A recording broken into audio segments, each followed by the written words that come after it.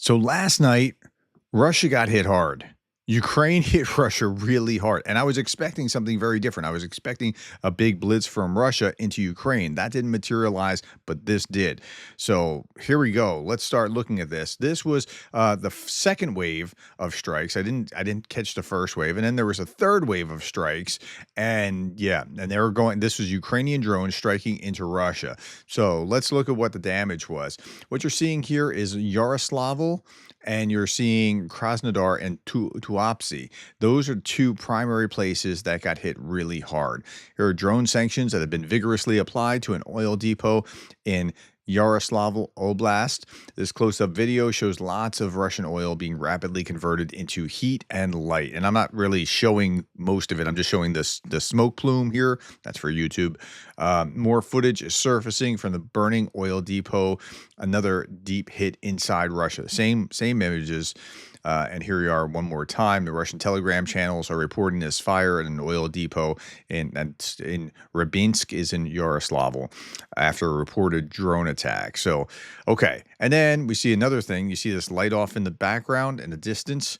Well, in Tiver region near the village of Platnica, possible strike targeted the northern Tumen region's Tsorek gas pipeline. This pipeline is a vital part of Russia's unified gas transportation system, linking western Siberian gas fields with domestic and export markets in Europe. So that was a second hit. And then as a third hit, here we see the Russian oil refinery in Tuapse. It's not supposed to be burning like that. That's not normal, but we see that. According to preliminary information, the ELO AUT-12 unit of the Tuapse oil refinery was hit. This is used to improve product specification quality, diesel, gasoline with lower sulfur, etc. And there are certain things at a refinery, just like hitting a storage tank is not nearly as useful as hitting one of these ELO units. That's just little things I picked up along the way. Ukraine attack drones hit power infrastructure around Russia's capital in Moscow tonight. It wasn't in Moscow proper, but it was around Moscow. Major outages have been reported across multiple Moscow suburbs, affecting more than 100,000 customers. So it's not nothing, but they need to be able to do this at a bigger, larger level before it's going to get really Moscow's attention. Okay, drone forces. Now, there were lots of hits last night. I mean, lots of hits. Drone forces reported strikes on multiple Russian targets on occupied territories. Fuel depot in occupied Luhansk. A river fleet struck Olavinka in occupied Crimea. ST-68 radar station destroyed in Olavinka in occupied Crimea. 3 Russian facility site hits in Seldov, occupied Donetsk Oblast. 2 enemy troop locations struck Seldov, occupied Donetsk Oblast. Power substation hit in Melitopol, that's occupied Zaporizhia Oblast. Power substation hit in Molochansk in occupied Zaporizhia Oblast. So we're seeing some of the footage of this, like the Russian ST-68 radar system being directly hit. There you are by FP-1, FP-2 guided drones. We see Ukrainian forces releasing a video of the destruction of Russian targets in occupied Ukraine. This is Rovniki oil depot in Russian-occupied Luhansk, hit by FPV-1, FPV-2 long-range drones. We see radar stations and troop bases. Electric substations also struck in Zaporizhia and Crimea. I mean, it's just the hits just kept coming last night. There was a lot of this. All right, so before I go on, if this is useful to you, if this is something that you appreciate, I do these every day. Please consider subscribing, ring that bell. You won't miss a thing. All right, back to where we are. So there's 128 attack drones from Russia into Ukraine last night. Ukraine shot down or jammed 100, and one of them, 20 drones, hit 11 locations. Now, if you're keeping up over the last 3 days, they saved about 50, about 125, and about 100 out of the 150 that they can hit with every day, which is why I was expecting a much bigger attack today. So they can put out about 150 a day, and then they've been saving up. So here they save maybe 25 or so. And so a big attack is coming. I don't know if it'll be New Year's Day or just when, but it's coming. Now, what did they hit? 3 children were injured in Russia's drone attack on Odessa overnight, including a 7-month-old baby who suffered inhalation poisoning. The strike damaged 4 apartment buildings and sparked fires across the city, leaving parts of Odessa without power, water, or heat. And this is not the front line. This is the attack on Odessa. These are homes in Odessa, civilians, families, disproportionately women and children, as men are mostly off the war. Like, think about what I'm just saying here. Disproportionately striking women and children, and the world yawns.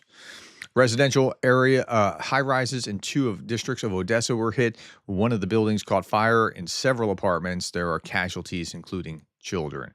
Okay, these are just some images of FPV drones and what FPV drones do. So, rare case when the FPV camera continues to work for some time after the detonation can happen, but very rarely. So, you're seeing it hit, and then the camera's still operating even though the thing exploded, and you're seeing the FPV or the Russian FPV go down. 2 Sting interceptors chase and shoot down a modernized Shahed. Look at that. This is falling down to the earth, right? And we're going to watch it again, and you'll see the view from one, because they have these great optic cameras on these drones that are going after chasing the Shaheds. And there's the other one showing what got hit. Yeah, that's what happened last night. Okay, on the battlefield, only 1,000 off the battlefield. Average is about 1,030 to 1,050, something along those lines. 1,000 Russians off the battlefield, 4 tanks, 4 armored fighting vehicles, 33 artillery systems, 127 vehicles and fuel tanks day over day on the battlefield. Cross direction, there are only 28 assaults on Ukrainian positions. That's crazy low. I don't know what to account for that. Maybe it's the cold or some kind of winter weather that's keeping things from moving at a faster pace. The ISW reports that Ukrainian forces have advanced near both Kupiansk and Pokrovsk, but this is Ukrainian forces advancing near Kupiansk and Pokrovsk, 2 of the war's most active front lines. A Kremlin-linked military blogger admitted that Ukrainian troops advanced farther into Kupiansk than Russian sources had acknowledged, blaming poor weather for impairing Russian drone operations. Well, that poor weather is going to impair Ukrainian drone operations too. And that poor weather is probably affecting more areas than just Kupiansk, so maybe that's also what's going on in Pokrovsk. Near Pokrovsk, ISW says footage shows the Ukrainian forces recently pushed into southern Hryshny. That's just a portion of this area. And yeah, so the Ukrainians are on the move, and they're working actively to try to take parts of Pokrovsk back. Ukrainian forces crush remaining positions west of the Oskil River. Here we're talking about around Kupiansk. Russian forces in Kupiansk attempted 2 pipeline infiltrations to reach their trapped units, a tactic that once let them slip into the town undetected. Both attempts ended in complete destruction. Near Dvorichnia, 50 to 60 Russian soldiers crawled through a gas pipeline. Ukrainian drones spotted them well in advance. The local commander requested a live video feed, watched them emerge, called in artillery directly on the exit point. Any survivors were hunted down by FPVs. It's just, I mean, this is a new age with drone warfare, right? Huliopol direction, Zaporizhia region, there were 22 combat engagements. That's a little high, but again, for Huliopol. So, and this is the second place that we want to pay attention to most on the battlefield right now. On 25 December, Russian units captured this battalion command post. We know about that, caught laptops and other like cell phones and other things. It was bad. Russia claimed full control of Huliopol on 27 to 30 December, but Ukraine counterattacks took back substantial portions of the town, greater than 55%, with ongoing street clashes and counterattacks. Intense fighting continues, and the situation is fluid in Huliopol. So it's a small area, but it's very contested. Concentrations of Russian troops near Huliopol was detected by thermal imaging drones. Reportedly, they were then hit by targeting by FPV drones and wiped out. So, yeah, this is what happens. Okay, other news. The Kremlin continues to offer no evidence to support its claims that Ukrainian drones targeted Russian President Vladimir Putin's residence on the night of 28 to 29 December, and even rejected the notion that it should provide evidence. So they made this claim, and the claim only benefits Russia. It makes Ukraine look like it makes them look bad. People were saying, well, what? It's a legitimate military target. Okay, I mean, I suppose you can say that. It also invites retaliation, which even if they didn't do it, Russia will use as a retaliatory thing, which we're expecting. And yeah, and so it makes them look different. Look, okay, there's a difference between limited warfare, which is what you're seeing, and all-out warfare, which would include nuclear weapons. And Russia can't use the nuclear weapons, or they look like the bad guys, and they'll have a stench in the nostrils of the entire Earth, right?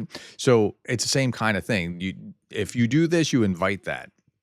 Kremlin officials are using the alleged Ukrainian strike against Novgorod Oblast. That's where the where Putin's palace was there, and to justify Russia's continued insistence that both Ukraine and the West capitulate to Russia's original demands from 2021 to 2022. They use it to say, well, I mean, we can't engage in these negotiations, so we're just walking away, which is, this is why they're doing this. Russian Ministry of Defense is scrambling to prove an alleged Ukrainian drone attack on Putin's Valdai residence, rolling out arrows on a map graphics and snowy debris photos they claim was carefully planned, multi-layered strike from Sumy and Chernihiv regions, yet they admit no damage or casualties because, their defenses are so awesome. And they do have 12 defensive anti-aircraft positions around that area. But as far as the so-called evidence, all they have was lines on maps that somebody drew. So, I'm not really putting any stock in this.